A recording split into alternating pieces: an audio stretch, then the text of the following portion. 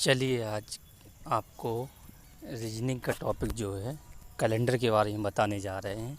Calendar जो है एक बहुत ही इम्पोर्टेंट टॉपिक है आपका कंपटीशन के हिसाब से, इसलिए इसको अच्छे से समझने की कोशिश कीजिए।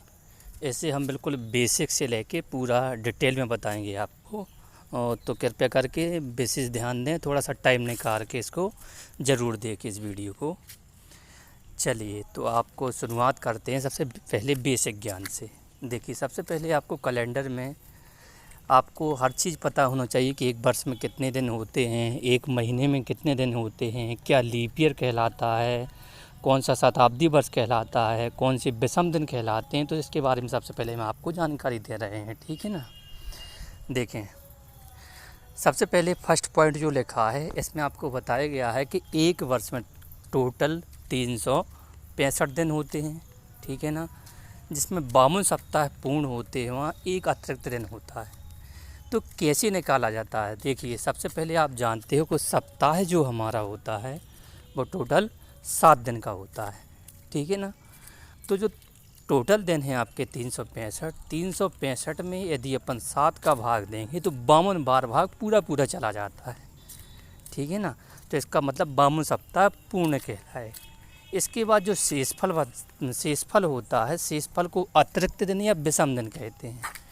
तो 365 में यदि अपन 7 का भाग देते हैं तो 52 सप्ताह निकलते हैं और एक शेषफल बचता है, इसलिए हमारा एक अतिरिक्त दिन या विषम दिन कहलाता है।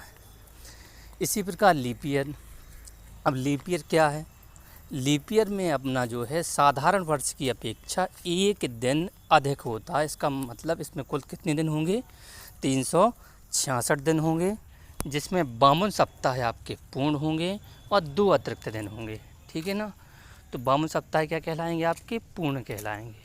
अब इसमें भी आप 366 में यदि 7 का भाग देंगे तो आपके 52 बार पूरा भाग जाएगा और 2 अतिरिक्त दिन बचेंगे, इनको विषम दिन कहा जाता है, ठीक है। आपको आगे का पॉइंट बताया गया है कि जो अतिरिक्त दिनों को ही विषम दिन कहते हैं, ठीक है ना। समझ गए हैं विषम दिन कैसे निकालते हैं। यदि किसी महीने या किसी वर्ष में आपको विषम दिन निकालना है तो उसमें आप 7 से भाग देंगे और 7 का भाग देने के बाद जो आपका शेषफल बचेगा वो विषम दिन कहलाएगा, ठीक है ना। अब आप वर्ष के बारे में जानिए। देखिए वर्ष में टोटल कितने महीने होते हैं, 12 महीने होते हैं, ठीक है। अब जो साधारण वर्ष होता है, साधारण वर्ष में फरवरी जो कितने दिन की होगी, 28 दिन की होगी। यदि 28 में आप 7 का भाग देते हैं तो पूरा चला जाता है। इसलिए जो साधारण वर्ष होता है इसमें जो फरवरी माह होती है ये 28 दिन की होती है और इसमें 0 विषम दिन होता है, क्योंकि 7 का भाग पूरा चला जाता है। और इसके बाद लीप ईयर। लीप ईयर में फरवरी जो है 29 दिन की होती है, इसलिए इसमें 7 का भाग देते हैं तो आपका शेषफल 1 बचता है, इसलिए इसमें 1 विषम दिन होता है, ठीक है। तो लीप ईयर में फरवरी 29 दिन की और 1 विषम दिन कहलाएगा। अब आपको यह जानना ज़रूरी है कि जो 12 महीने होते हैं, 12 महीने में कौन सा महीना 30 दिन का होता है, कौन सा 31 दिन का होता है। तो आप सीधा याद रखेंगे जून, नवंबर, अप्रैल, सितंबर ये 30 दिन के होंगे। याद रखने के लिए कैसे रखेंगे, जून नवंबर जानिए, अप्रैल सितंबर 30, फरवरी 28 या 29 की और बाकी सब 31। जी याद रखने का फॉर्मूला है। तो जून नवंबर का मतलब जान गए ना, जून नवंबर जानिए, अप्रैल सितंबर 30। तो जून नवंबर अप्रैल सितंबर कितने दिन के महीने होंगे, 30 दिन के। बाकी सभी को कितने दिन के महीने होंगे, 31 दिन के। कौन से महीना को छोड़ के, फरवरी को छोड़ करके, ठीक है ना। तो एक वीक में 7 दिन होते हैं, सोमवार से रविवार। तो आपने जाना जो 30 दिन का महीना होगा इसमें कितने विषम दिन होना चाहिए। देखो 30 दिन का जो महीना होगा इसमें यदि अपन 7 का भाग देंगे तो शेषफल जो बचेगा कितना बचेगा, 2। तो इसमें कितने विषम दिन कहलाएंगे, 2 विषम दिन कहलाएंगे। और जो आपका 31 दिन का महीना होगा इसमें कितने विषम दिन होंगे, 3 विषम दिन होंगे, ठीक है। तो आप सीधा याद रखें कि जो 30 दिन का महीना होता है उसमें 2 विषम दिन होते हैं और जो 31 दिन का महीना होता है उसमें 3 विषम दिन होते हैं, ठीक है ना। अब अपन लीप ईयर के बारे में चर्चा कर रहे हैं। अब लीप ईयर क्या कहलाता है, देखें कैसे पता करेंगे कौन सा वर्ष लीप ईयर है और कौन सा वर्ष लीप ईयर नहीं है। तो सीधा याद रखने की बात है, यदि किसी वर्ष के लास्ट के 2 अंक क्या दिए हों, शून्य हों, शून्य का मतलब जानते हो, यदि लास्ट के दोनों अंक 0 हैं या फिर लास्ट के जो 2 अंकों से बनी संख्या है यदि उसमें आपका 4 का पूरा पूरा भाग चला जाता है तो लीप ईयर कहलाता है। ठीक है ना। लेकिन नोट में बताया गया है एक कंडीशन शताब्दी वर्ष में लागू नहीं होती। ठीक है। अब शताब्दी वर्ष के बारे में इसके बाद बता रहे हैं। पहले लीप ईयर आप देखें, जैसे 2014, 2019, 2017 और 2020, इन चारों वर्ष में यदि क्वेश्चन आता है कि कौन सा वर्ष लीप ईयर है तो आप कैसे बताएंगे। देखें 14 में 4 का भाग देंगे, पूरा नहीं जा रहा है, लास्ट के 2 अंक देखिए 2014 में लास्ट के 2 अंक कितने हैं, 14, तो इसमें 4 का भाग नहीं जा रहा है। 19 में नहीं जा रहा है, 17 में नहीं जा रहा है, खाली किस में जा रहा है, 20 में जा रहा है, इसलिए आपका 20 जो है लीप ईयर कहलाएगा। ठीक है ना। अब कहलाता है शताब्दी वर्ष। शताब्दी वर्ष कैसे कहते हैं, जो वर्ष 100 के गुणज हों, ठीक है, या जो 100 के पहाड़े में आते हों, या फिर किसी भी वर्ष के लास्ट के कम से कम 2 अंक 0 हों, तो वो सभी शताब्दी वर्ष कहलाते हैं। सीधा याद रखें, यदि किसी भी वर्ष की लास्ट के 2 अंक शून्य हैं तो वो शताब्दी वर्ष कहलाएंगे। ठीक है ना। अब देखें, यदि कोई शताब्दी वर्ष है तो वह लीप ईयर कब होगा। ठीक है। अब लीप ईयर आपको बताया गया है कि लीप ईयर चेक करने के लिए 4 का भाग दिया जाता है, लेकिन एक कंडीशन शताब्दी वर्ष में लागू नहीं होती। तो शताब्दी वर्ष जो है लीप ईयर कब बनता है, शताब्दी वर्ष को लीप ईयर पता करने के लिए जो भी शताब्दी वर्ष हैं उसमें हम 400 का पूरा पूरा भाग देंगे, ना कि 4 का।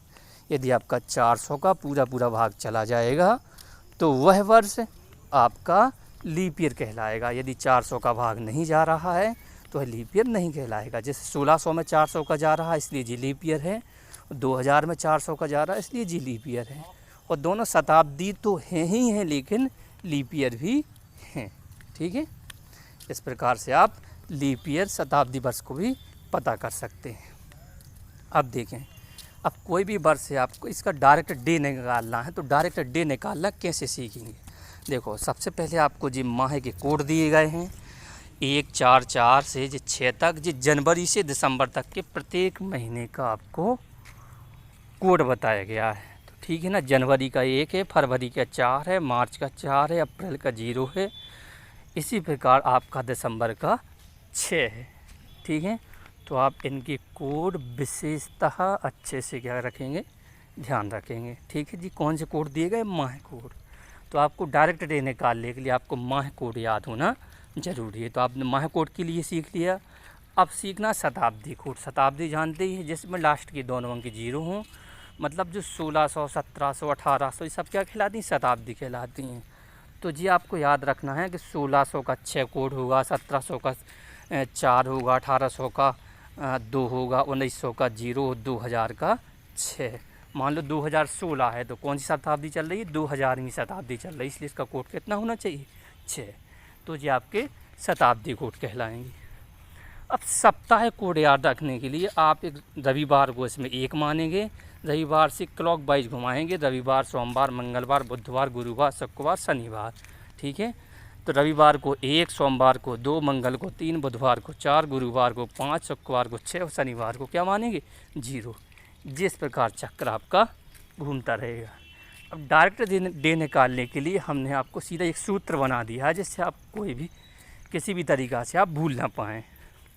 तो डायरेक्ट डे निकालने के लिए सूत्र क्या है, सबसे पहले आपको जिस तारीख का निकालना है उसको तारीख लिखेंगे, फिर महीने का कोड लिखेंगे, फिर शताब्दी का कोड लिखेंगे, फिर वर्ष का कोड और लीप वर्ष कितने हैं सबको जोड़ के 7 का भाग देंगे। ठीक है ना। जैसे आपको बताया जा रहा है 15 अगस्त 1947 को सबको जोड़ के 7 का भाग देंगे। ठीक है ना। जैसे आपको बताया जा रहा है चूँकि जी कट गया है, इसके बाद आगे हम दूसरा बता रहे हैं। जैसे 13 जनवरी 1974 को कौन सा दिन होगा। ठीक है ना। तो 13 जनवरी 1974 का दिन निकालना है। तो सबसे पहले देखो सूत्र में आपको क्या लिखा है, देखिए यहाँ पर तारीख। तो तारीख आपकी कितनी लिखी गई है, 13 लिख दी गई है। ठीक है। अब क्या लिखा है, प्लस माह कोड। माह कोड आपका देखो जी जनवरी यहाँ भी लिखा है, जनवरी, फरवरी, यहाँ जो आपका ऊपर वाला है ना, जनवरी के सामने देखो कितना लिखा है, 1। तो कितना जोड़ा गया है आपका, 1 जोड़ा गया है। अब शताब्दी कौन चल रही, 1900 शताब्दी चल रही, तो 1900 के सामने कोड कितना, देखो ऊपर दिख रहा है कितना, 0, तो आप 0 लिखेंगे। इसके बाद क्या लिखा है, देखो तारीख हो गई है, ठीक है, माह कोड हो गया, शताब्दी कोड। इसके बाद वर्ष, वर्ष टोटल 1974, मतलब 74वां वर्ष है, तो 74 जोड़ दिया है। अब निकालना है प्लस लीप वर्ष। लीप वर्ष क्या, कैसे निकालेंगे, लीप वर्ष निकालने के लिए जो लास्ट का 74 दिया गया है, इसमें आप 4 का भाग देंगे, जितनी बार भाग पूरा पूरा चला जाएगा यह लीप ईयर कहलाएगा। तो 74 में 4 का भाग देंगे तो कितनी बार जाएगा, 18 चौक 72, मतलब 18 बार पूरा पूरा जा रहा है, इसलिए 18 क्या होंगे, लीप ईयर होंगे। सबको जोड़ देंगे, जोड़ने पर 106 आया। जोड़ने के बाद क्या करेंगे, इसको 7 से भाग देंगे, 7 के भाग देने के बाद आपका जो शेषफल बच रहा, शेषफल कितना बच रहा, 1, ठीक है। तो यहाँ ऊपर जो महीने आपका सप्ताह का कोड दिया है, 1 के सामने क्या है, रविवार, तो आपको सीधा याद रखना है कि 13 जनवरी 1974 को कौन सा दिन होगा, रविवार होगा, ठीक है ना। अब देखिए अगला क्वेश्चन इसी प्रकार है, देखें 17 फरवरी 2020 को कौन सा दिन होगा। देखो तो सबसे पहले आपको क्या रखना है, तारीख 17, फरवरी का कोड आप देखिए 4 लिखा है, 2020, ठीक है। 2020 का कोड सबसे ऊपर देखें यहाँ कितना लिखा है जी, 2000वीं शताब्दी का कोड कितना है, 6, तो प्लस कितना जोड़ा गया है यहाँ पर, 6 जोड़ा गया है। और लास्ट की 20, अब जी वर्ष हैं, देखो शताब्दी कोड हो गया, वर्ष हो गया, वर्ष कितने हैं 20, तो डायरेक्ट 20 लिख दिया गया है। अब देखना लीप वर्ष, लीप वर्ष कैसे देंगे, लास्ट के जो 2 अंकों से बनी संख्या इसमें 4 का भाग देंगे। देखो 20 में 4 का भाग देंगे, चूँकि 4 का भाग 20 में देने से 5 बार जाएगा, लेकिन हमने 4 लिखा है, तो इसकी विशेष कंडीशन है। क्या कंडीशन है, देखिए लीप ईयर का प्रभाव किसी भी वर्ष में तब पड़ता है जब वह 28 फरवरी क्रॉस कर जाता है। चूँकि यह जो है 27 फरवरी है, ठीक है ना, 27 फरवरी है, इसलिए हमने यहाँ क्या किया है, 1 वर्ष कम किया है। अगर ये मार्च के महीने में पहुँच जाते तो हम कितना लिखते हैं, यहाँ पर 5 लिखते, ठीक है ना। अगर जनवरी फरवरी का महीना है और अगर किसी भी वर्ष में लास्ट में पूरा पूरा भाग चला जाएगा तो 1 कम करके लिख देंगे, ठीक है ना। और यदि फरवरी से बाद का महीना है तो जितनी बार भाग जाएगा वो पूरा लिखेंगे, लेकिन कब, जब लास्ट की 2 अंकों से जो बनी संख्या है इसमें पूरा पूरा भाग।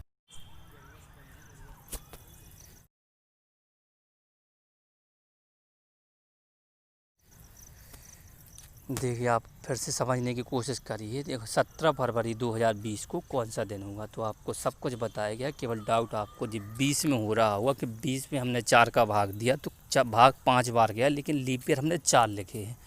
तो इसका कारण ये बताया गया है कि लीप ईयर का प्रभाव तब पड़ता है जब आप 28 फरवरी क्रॉस कर जाते हैं। चूँकि आप 28 फरवरी क्रॉस नहीं किए हैं तो आपका लीप ईयर का प्रभाव वो नहीं गिना जाएगा। क्यों नहीं गिना जाएगा, और ये कंडीशन तब है जब लास्ट की जैसे आपकी 20 संख्या बताई गई है इसमें आपका पूरा पूरा भाग चला गया हो, तब है, ठीक है ना। अगर पूरा पूरा भाग नहीं जाता, जैसे यहाँ 21 लिखा होता, तो आप जितनी बार भाग जा रहे हैं वो पूरा वर्ष आप लीप ईयर मान दे। यदि लास्ट में पूरा पूरा भाग जा रहा है तो आपको ये कंडीशन फॉलो करना है, ठीक है ना। अब देखें, चलिए अब आपको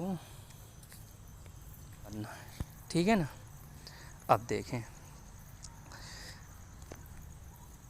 चलिए अब आपको जैसे अब आपको एक डेट से दूसरी डेट में थोड़ा जंप करने का एक जो पहला टाइप बता रहे हैं, इसके बाद आपको आगे दूसरा टाइप भी बताएंगे। देखें जैसे 2 जनवरी 2020 को शुक्रवार है, तो 23 सितंबर 2047 को क्या होगा। तो इसके लिए भी आप क्या कर सकते हैं, 2 जनवरी 2020 जो हमने डायरेक्ट डे निकालना सीखा है उसके द्वारा आप डायरेक्ट डे निकालेंगे। पहले देखो 2 तारीख लिखेंगे, जनवरी का कोड 1 होता है, 20वीं शताब्दी का कोड 6 होता है, टोटल 20 वर्ष हैं इसलिए हमने यहाँ 20 लिखे, ठीक है ना। अब यहाँ जो 20 है इसमें हमने 4 का भाग दिया तो 5 बार गया, ठीक है ना। कितनी बार गया,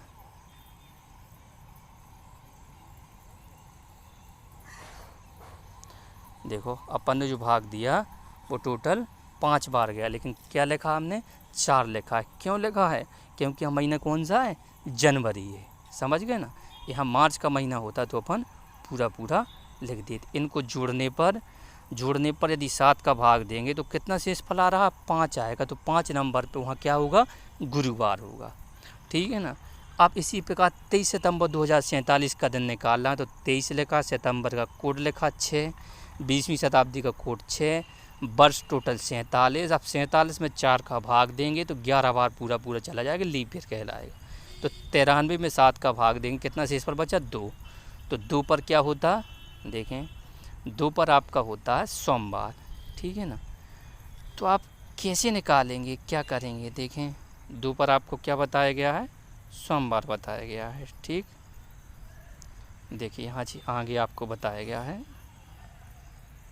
2 पर आपको जी यहाँ पर सोमवार, वहाँ 5 शेषफल आया था तो गुरुवार। ठीक है, अब देखें, लेकिन उसमें क्या था? आपका शुक्रवार था। क्या था आपका? आपके अनुसार आंसर गुरुवार आया, लेकिन क्वेश्चन में क्या दिया था? शुक्रवार। मतलब गुरुवार आपके अनुसार आया, लेकिन एक दिन अधिक था। क्या था? शुक्रवार। गुरु के बाद क्या था? सोम, मंगल, बुध, गुरु, शुक्र। मतलब एक दिन बड़ा के आंसर दिया गया है। तो आप क्या करेंगे आंसर देने के लिए? जिससे आपका यहाँ आया सोमवार। ठीक है, तो आप इसका आंसर में एक बढ़ाएंगे तो क्या हो जाएगा? मंगलवार। समझ में आई बात ना? एक और कंडीशन आपको इस मेथड के द्वारा और क्या निकाल सकते हैं? देखें, देखो, समान बार वाले महीने भी आप ज्ञात कर सकते हैं। समान बार वाले मतलब होता है यदि कोई आपका साधारण वर्ष होता है तो उसमें कुछ महीने ऐसे होते हैं जो बिल्कुल 1 तारीख को, इसमें रविवार है तो उसमें भी 1 तारीख को रविवार होगा। अब वो कैसे याद रखेंगे? देखो, आपको फिर से उसी ट्रिक पर लिए चल रहे हैं। देखें, देखो जी आपकी जो ट्रिक लिखी गई है, अब इसमें क्या सेम होगा? देखो, जिसमें जो आपको अंक सेम देख रहे हैं, देखो ना, कौन कौन से अंक? देखो, यहाँ फरवरी में 4 है, मार्च में 4 है और नवंबर में 4 है। तो इसका मतलब क्या होता है? जी कंडीशन कब लगती है? जी कंडीशन आपकी साधारण वर्ष में लगती है। साधारण वर्ष में इसका मतलब ये हुआ कि जो 1 फरवरी को रविवार होगा तो 1 नवंबर को भी रविवार होगा। ठीक है ना? जिसमें अंक सेम देख रहे हैं उसमें आपका बार भी समान होगा। मान के चलो, अगर 5 दिसंबर को देखो रविवार है तो यहाँ भी देखो 5 दिसंबर को यहाँ रविवार है तो यहाँ 5 सितंबर को भी रविवार होगा। देखो 6 अंक यहाँ देख रहे हैं ना? ठीक है ना? तो ये भी आपको विशेष याद रखना है। तो इससे भी रिलेटेड क्वेश्चन आते हैं। समझ गए होगे कैसा? अगर हम पूछें कि यदि दिसंबर में अगर कोई साधारण वर्ष है, साधारण वर्ष में देखें, अगर किसी साधारण वर्ष में 8 दिसंबर को क्या है? रविवार है तो यहाँ पर 8 सितंबर को भी रविवार होगा, क्योंकि सितंबर का कोड 6 है और दिसंबर का कोड 6 है। इसी प्रकार फरवरी, मार्च और नवंबर का कोड भी सेम है और जनवरी और अगस्त का कोड भी सेम है। अगर 11 जनवरी को गुरुवार है तो 11 अगस्त को भी गुरुवार होगा। कौन सी कंडीशन में? साधारण वर्ष में। तो वही ये क्वेश्चन आपको बताया जा रहा है। देखें, यहाँ पर समान बार वाले महीने भी ज्ञात कर सकते हैं। देखो क्वेश्चन कैसा आएगा? क्वेश्चन ऐसा आएगा, यदि 15 दिसंबर को सोमवार हो, यदि 15 दिसंबर को सोमवार हो तो किस माह की 15 तारीख को कौन सा वार होगा? समझिए, यदि 15 दिसंबर को सोमवार हो तो आपको ये बताना है किस महीने की 15 तारीख को ही सोमवार होगा। तो आपको ये देखना है समान महीना कौन सा? दिसंबर के समान कौन सा होता है? सितंबर। तो 15 सितंबर को क्या होगा? सोमवार होगा। ठीक है ना? इतना आपको क्लियर हो गया होगा। ठीक है ना? अब आगे देखें, अब लीप ईयर कैसे चेक करते? देखो अब क्वेश्चन आता है कि टोटल 400 वर्षों में कितने लीप ईयर होंगे, तो लीप ईयर कैसे निकालेंगे?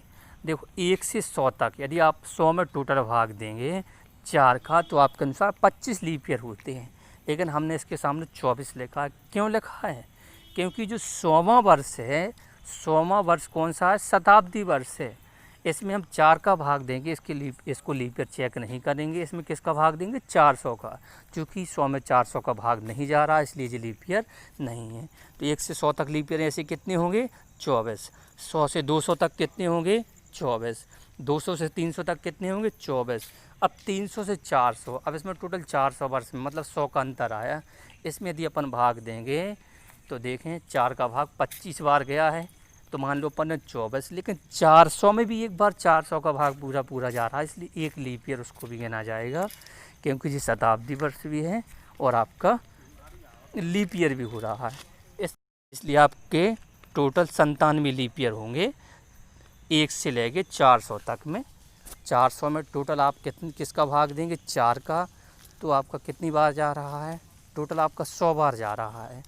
लेकिन इसमें 100 वर्ष आपका लीप ईयर नहीं है, 200 वर्ष आपका लीप ईयर नहीं है और 300 वर्ष आपका लीप ईयर नहीं है, क्योंकि शताब्दी वर्ष है और शताब्दी वर्ष में 400 का भाग जाना चाहिए। इनमें 400 का भाग नहीं जा रहा, इसलिए लीप ईयर नहीं है। ठीक, अब चलें आगे।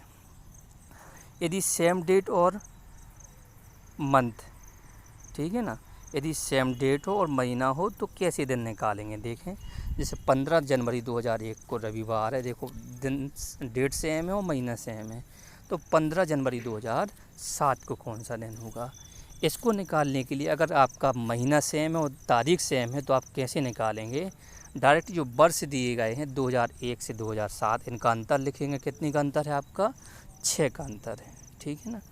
अब इन दोनों के बीच लीप ईयर कौन कौन से पड़ रहे हैं? 2001 से लेके 2007 तक एक लीप ईयर आपका 2004 पड़ा है। ठीक है ना। तो पहले आप दोनों को अंतर प्लस लीप ईयर, ठीक है, लीप ईयर मतलब दोनों को जोड़ देंगे तो कितना होगा? 7। जो भी जोड़ने पर आएगा उसमें किसका भाग देंगे? 7 का भाग। जो शेष फल आएगा वो आप इसमें जोड़ देंगे। जो आपका पहला दिन दिया गया, जब रविवार दिया गया, रविवार में 0 जोड़ेंगे तो कितना आएगा? रविवार। इसलिए इसका आंसर कितना होना चाहिए? रविवार होना चाहिए। जी कब कंडीशन है? जी जब आपका महीना सेम हो और आपकी तारीख सेम हो। ठीक है।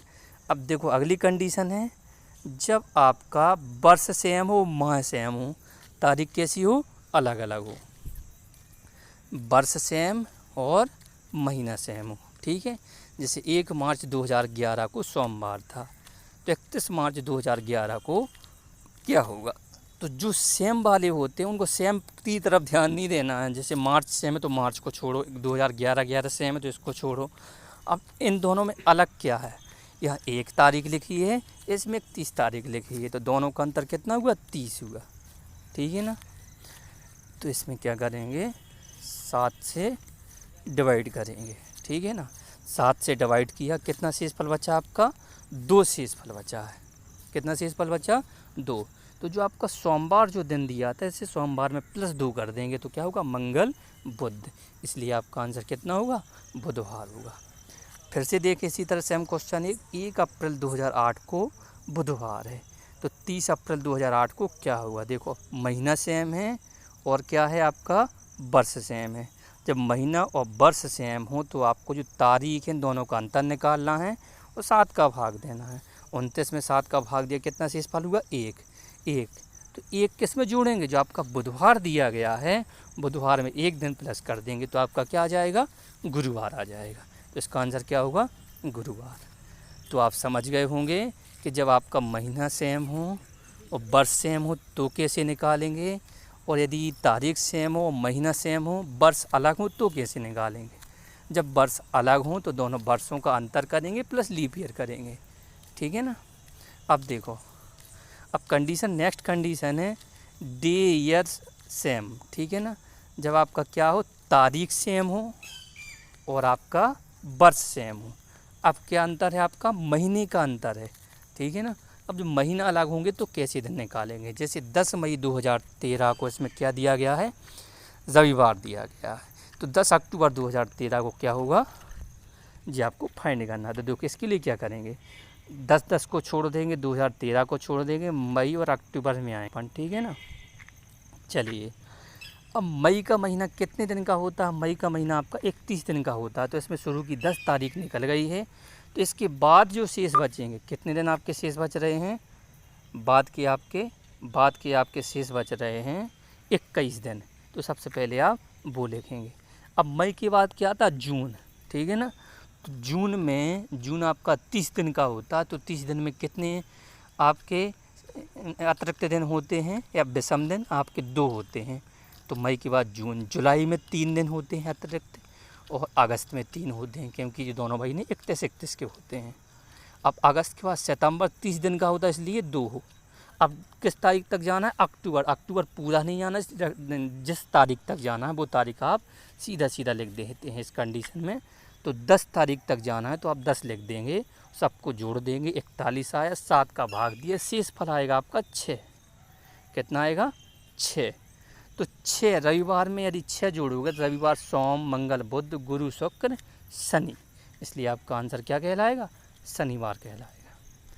समझ में आ गया हो? जब आपका तारीख और वर्ष सेम हो तो आप क्या करेंगे, जो आपको समझना है, पहले महीने में जिस तारीख दी गई है उसके बाद जो दिन बचे हैं वो आपको लिखना है, ठीक है।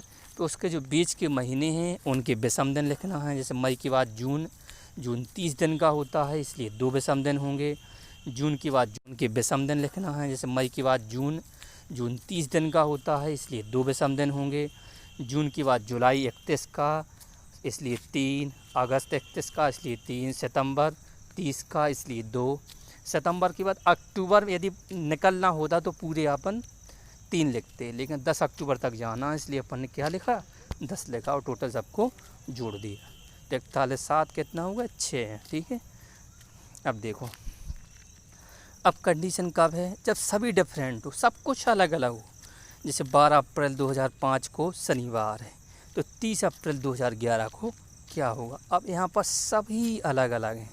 जब सभी अलग अलग हैं तो पहले आप क्या करेंगे? देखो, दोनों जो दिन तारीख दी गई हैं 12 और 30, इन दोनों का अंतर लिखेंगे। कितना अंतर आया? 18 का अंतर आया, ठीक है ना। 18 लिख दिया, ठीक है ना। अब इसके बाद क्या करना है अपन को? अब ठीक है, अप्रैल के बाद क्या आता? मई, ठीक है। मई के बाद क्या आएगा? जून, ठीक है ना। देखें आप क्या लिखेंगे यहाँ?